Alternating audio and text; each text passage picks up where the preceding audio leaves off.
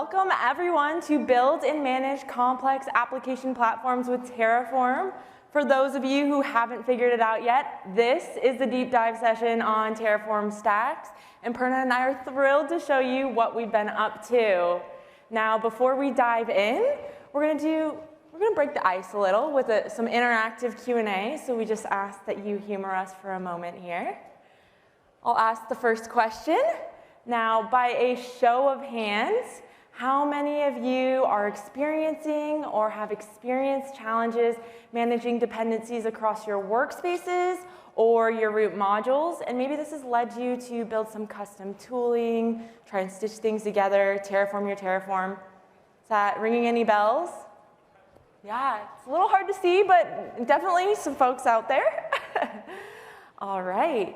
And then how many of you have specifically experienced this issue because of progressive apply challenges when deploying Kubernetes? I'm talking about needing to split up that configuration to avoid having to do targeted applies to get your Kubernetes cluster up and running before you do something like deploy a namespace inside. Yeah, definitely some folks here. Yeah, thanks, Sarah. I'll jump in with the next question. Do you deploy the same infrastructure using the same configuration but passing in different input values for your variables? This could be because you're doing the same workload across dev, staging, and production, or you're doing multi-region deployments for an application. Does that ring a bell? Yes? Great. I see a lot of hands. That's awesome. Keep your hands up if you have a setup that you need to repeat like 10 times. Okay, a lot of hands. Anybody doing this over 100 times? It's getting fewer, but still a few hands. And anybody doing this over 1,000 times? Okay, I don't see too many hands, but I see some in the back, actually. Well, you're not alone, and between Sarah and I, we've talked to at least 70 different customers, deeply researched these topics, and truly thought about how we could make it better for our users. My name is Purna Mehta. I joined HashiCorp as a product manager a little over a year ago, and I focus on platform engineers using Terraform to support multiple application teams. I'm really excited to be here with Sarah today, who you might recognize because she's popular. But for our YouTube audience, why don't you introduce yourself? Yeah, hello everybody. I'm Sarah Hernandez. I'm also a product manager here at HashiCorp, and I've had the pleasure, fun, and challenge of researching and building stacks over the last couple years of my career here. And in this session, we'll be diving into these challenges and more. So Purna's going to kick things off by showing us an application platform example and the complications that result when we try and deploy that using workspaces. And then I'll go ahead and introduce stacks, and Purna will take that same sample application and model it using stacks. Then we get to the fun part, and that's going to be the demo where we deploy real infrastructure using stacks. And then we'll wrap things up and show you what other use cases you might be able to use a stack for. And I'll hand it back to you. Thank you. Yeah, this part is going to be super familiar, but we'll do it together. We have a simple application called HashiBank. It's a web app. We're going to run it on Kubernetes. And we're going to use Terraform today to deploy this application on AWS, which is our cloud platform for the demo. We're going to need several cloud resources to build this application, but to simplify today's discussion, we'll focus on the VPC and EKS resources. And per the general practice, we'll deploy our application inside of a namespace in the cluster. As we think through the workspace design, we'll try to collect those resources in the same configuration that can be planned and applied together, and we'll try to split code across team boundaries to help us keep things modular. This will also make sure that our runtimes are short, and with that, let's get started. We will deploy the first thing, which is the networking components. This will include the VPC and a few other networking infrastructure that we need before we can even bring up the Kubernetes cluster. And that's what we will do next. Now, terraforming Kubernetes is very interesting, as many of you might know. We need a lot of other services to be deployed in that cluster for the smooth deployment and operation of our app container. And we'll want to simplify identity management, so we want to enable OIDC in the cluster. So before we can deploy our services, we want to enable OIDC in the cluster. Before we can do that, we need to bring up our Kubernetes cluster. All of these dependencies will prevent us from running Terraform over this configuration if we try to plan it all together. And so we are forced to break things up. We need one workspace for just the cluster, another workspace for everything else, and of course, we also need a workspace for our application. With that, we have 4 workspaces.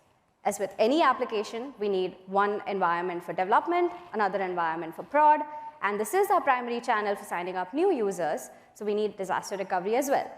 So with that, we end up with a total of 12 workspaces across 3 environments for just one application. Imagine the proliferation of workspaces and configuration when you have to support hundreds of application teams. I don't even want to, but you probably know what that's like. But we'll come back to this application. And this is the same set of workspaces that we were just discussing. They're just organized under different projects, one project for each environment. Now, all of these workspaces need to be planned and applied in the right order because of all the dependencies we talked about so far, and also because we want to test out our changes in lower environments and then gradually promote them up to production. Ordering also becomes critical when we make changes to landing zones, which serve as blueprints for foundational infrastructure. Any changes made to landing zones will have a cascading effect on all the infrastructure that depends on it. In the words of one of our users, if we were to plan and apply this in the wrong order, then we'll end up building a house of cards that comes crashing down. This is all about the planning coordination necessary just to make everything work. Next, what we see here is a visualization of the plan and apply cycles of our Terraform runs, which are now scattered across various workspaces. What we don't see here is the time it takes to review the output from each of these plans, analyze the differences, and as you can imagine, there is no easy way to track changes across these dependent environments. It's so messy, and if you ever decide to spin up a new region, the ordering and the coordination that we've talked about, it just gets that much messier. In short, as your infrastructure scales, the management of these workspaces becomes increasingly complicated, and we were asking ourselves, what if there was a better way? And as it turns out, there is a better way.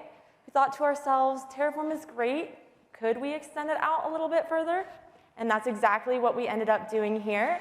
So Stacks is going to take your infrastructure as code, and it's going to turn it into infrastructure as code with a new layer of configuration that's going to sit right on top of your Terraform modules. Now, we're not reinventing the wheel here. Don't worry. Really what we're doing is extending concepts that you're using and you're familiar with today. And so we're taking those Terraform modules and establishing them as a foundation for a workflow that's going to help you better organize and deploy them.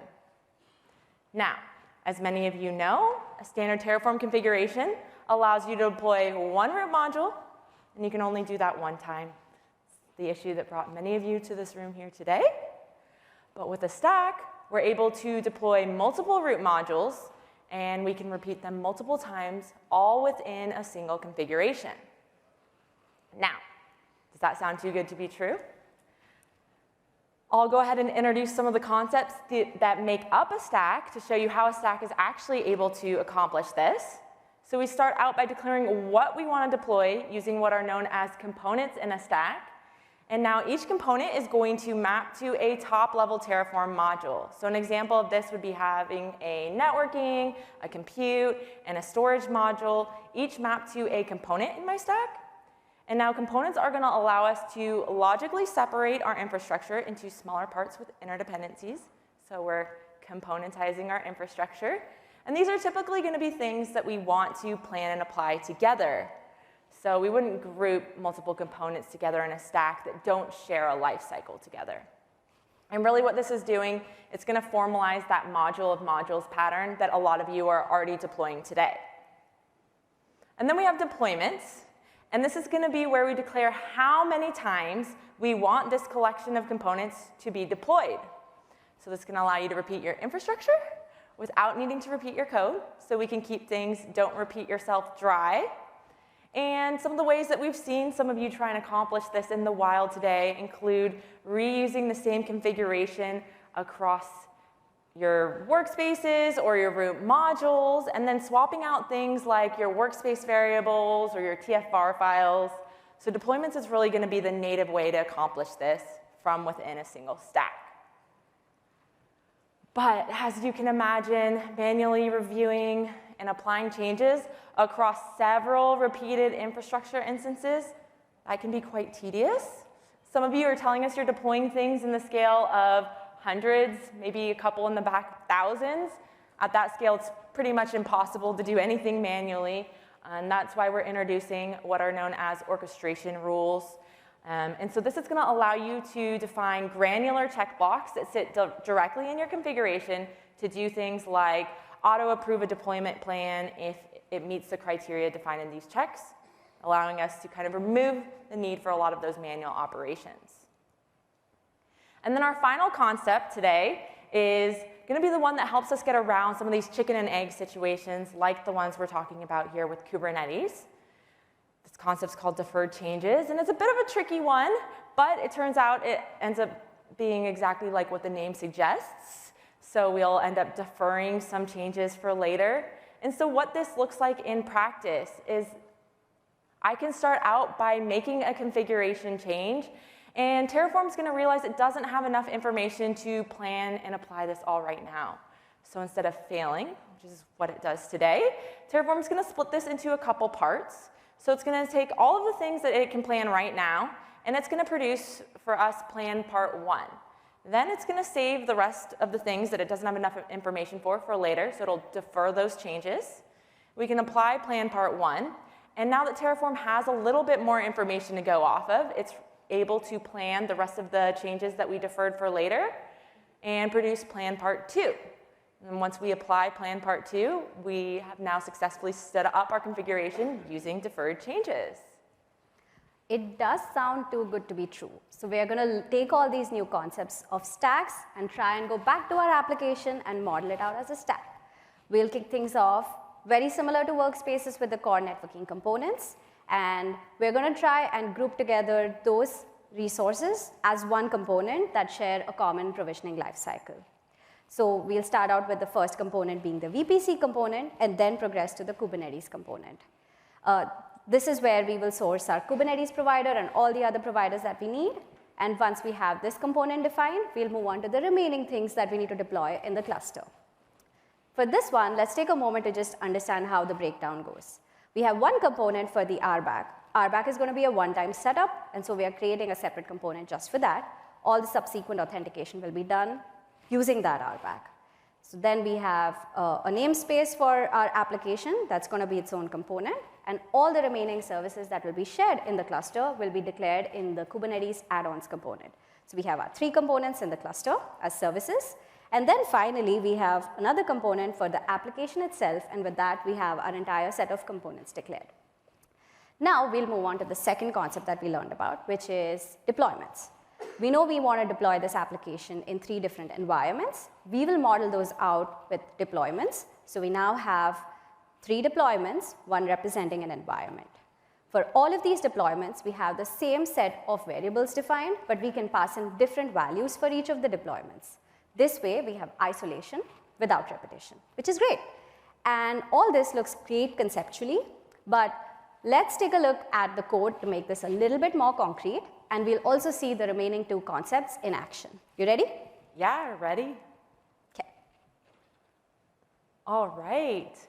So starting out from my editor here, the first thing you're going to notice are going to be some new file extensions. And we'll start out by taking a look at the ones that end in tfstack.htl. This is going to be known as our stack configuration. It's going to be where we declare our components, our providers, and our variables in the stack. Now in my file here, I have laid out a component block for each of those components that Purna so nicely laid out for us earlier. And I'm going to take a deeper look at this EKS component here. Now looking at the component, you might be wondering, this looks very similar to a module, and you're not wrong. Components are essentially wrappers around our modules, so it's going to make sense that they're going to take in a lot of the same parameters as a module would take in. We're going to start out by sourcing the module that this component is going to stand up. And in this case, I am using a local module, but you can source modules from all the same places that you're used to sourcing modules from today, so the registry, Git repositories. Then we'll go ahead and pass in all of the inputs that this module expects. And if you look closely at some of these inputs, you'll notice that some of them are outputs of other components in my stack here, like the VPC ID. The final thing we're going to pass in here is going to be our providers, and this is a really important step because in a stack, we declare all of our providers at the top level, and I'll show you that in a moment. And we can also have multiple instantiations of the same provider, so it's really important to tell my component which providers to use here. Now, I'm also using the for each meta argument here across a set of regions. So I'll end up getting this component stood up for me for each region passed into this list. It's a great way to dynamically scale our infrastructure based off something dynamic like regions. And we can also map this to the appropriate AWS provider. And the way I'm able to do that, if I switch over to my providers file, you don't have to declare it in a separate file like this, but I find it does help with organization. Our AWS provider block here is also able to use this for each meta argument over that set of regions. This has been a long requested ask for Terraform, and so we've included it here in stacks. And then the other thing I'll point out about our providers is that they don't use aliases. You'll notice that. But we actually directly are going to name our providers here, and that's how we're able to distinguish across multiple instantiations of the same provider. Now, the last thing I'm going to point out here is that we are using an output of that EKS component that we just looked at as an input to our provider. So remember that for later. But also, at runtime, Terraform is going to look at the inputs and outputs across not only the components in my stack, but also across the providers. And it's going to use that to determine the graph of dependencies for the order of operations for plan and apply. And this is going to be a really important first step for working around some of those Kubernetes issues. That's great. The components look fairly intuitive. Can you also show us what deployments look like? Yeah, absolutely. I'll switch over here to the tfdeploy.htl file. So this is going to be known as our deployments configuration. It's going to be where we declare our deployments, the inputs, and then our authentication specifics for our stack. And so I have those deployments that Purna described for us earlier, and we're able to differentiate the inputs across our deployments if we want. So here I'm using the US West 2 region for development. But in production, I am using both the US West 2 and the US East 1 region for production. But for those inputs that we want to keep the same across our deployments, we can use something like a locals block to go ahead and make sure that we are keeping things dry, not repeating ourselves. And you might notice here that I'm using some authentication specifics in my locals block. You might wonder, oh, do I have to use the same authentication method across all of my deployments? And the answer to that is you don't have to. You could, in this case, use a different AWS account for each one of the deployments in the stack here. But I'm just going to use one account because it keeps things a little bit simpler for our demo. And so the way that I was able to go ahead and set up my authentication was I went into my AWS account prior to this. I created a role with a trust policy because I'm using OIDC auth, and I pointed that at my HCP Terraform organization, my AWS testing project inside of it, and I used this AWS workload identity audience. Then when I came and wrote my configuration, I dropped in one of these identity token blocks, and all it needs to reference is the audience from the trust policy we created. And at runtime, this is going to expose for me a JOT that I can directly pass into my deployment along with the role ARN, and those will get passed into the providers that we took a look at earlier. Amazing. As fun as it is to look at configuration, I'm very curious to see Terraform do its magic over this. Yeah, well, let's go ahead and switch on over to my HCP Terraform organization, and we can see this in action. We're inside of my AWS testing project here, and the first thing you're going to notice are that we have both stacks and workspaces living inside of our projects here. You can think of them kind of like siblings, and so they're both going to inherit things from the project, like variables, permissions, and authentication methods. So we'll start by creating a stack, and I'm going to hook it up to that repo that we were just taking a look at. We'll create it. And so immediately we see that a new configuration is being prepared for us. And so what that means is that HCP Terraform is pulling out the latest commit in the connected repository, and it's starting to parse out all of the deployments in it. And once it does that, it's going to start queuing independent and isolated plans for each of the deployments in this stack. And so that information is starting to come in here. We'll go ahead and take a deeper look at this configuration 1. And now, Every commit or merge event that happens in the connected repository is going to result with one of these configuration versions. This is configuration 1 because it's the first one we've seen in this stack. And we'll be able to see here details about the triggering commit.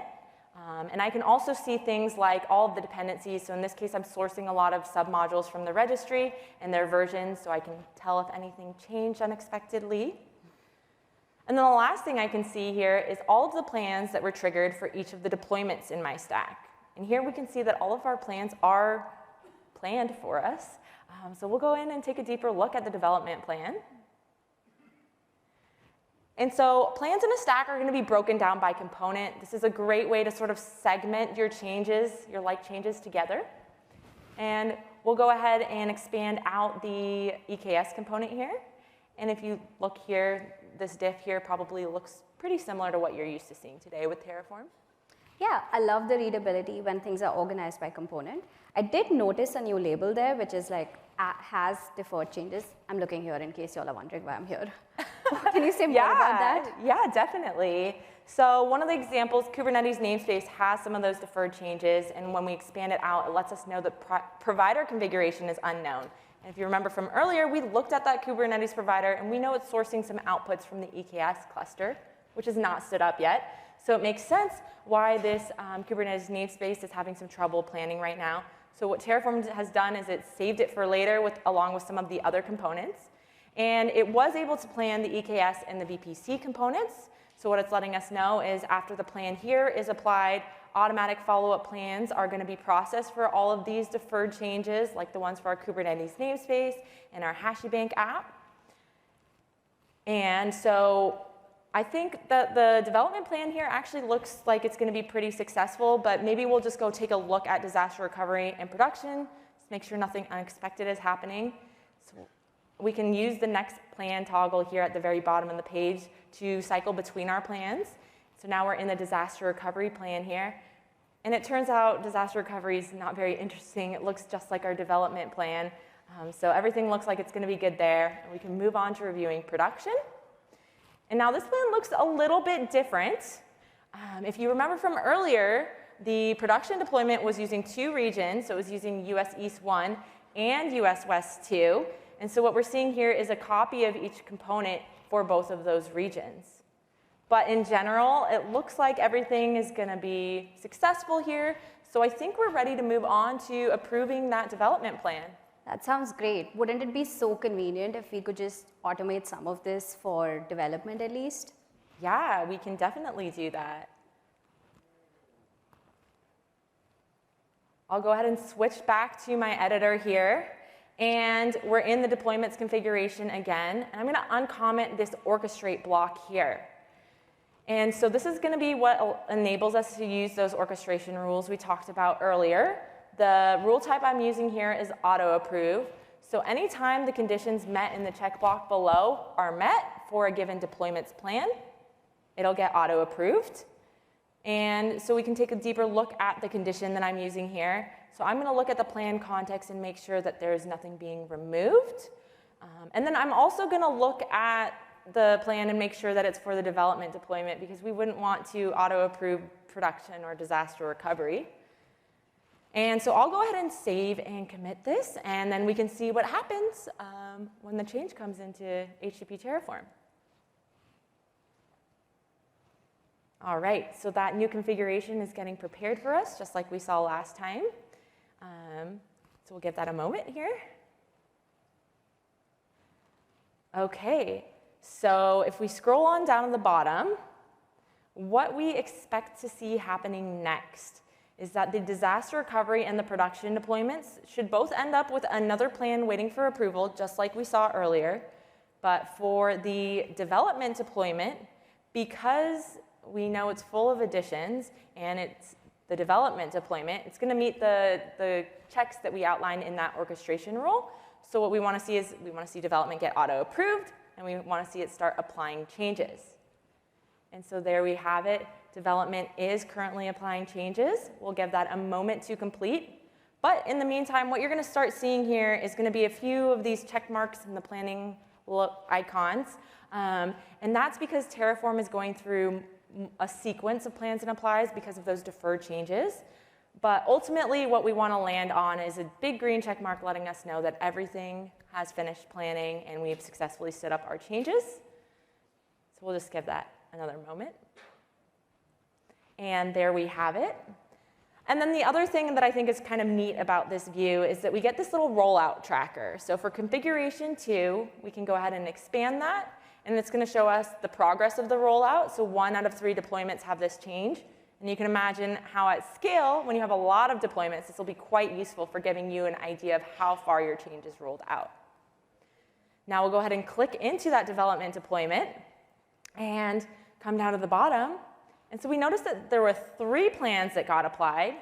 We'll start out talking about plan 2. So that was going to be the plan where we planned and applied the EKS component and the VPC component. Then after that, we followed up with plan 2-2, which planned and applied all of those deferred changes we had, like the HashiBank app and the namespace.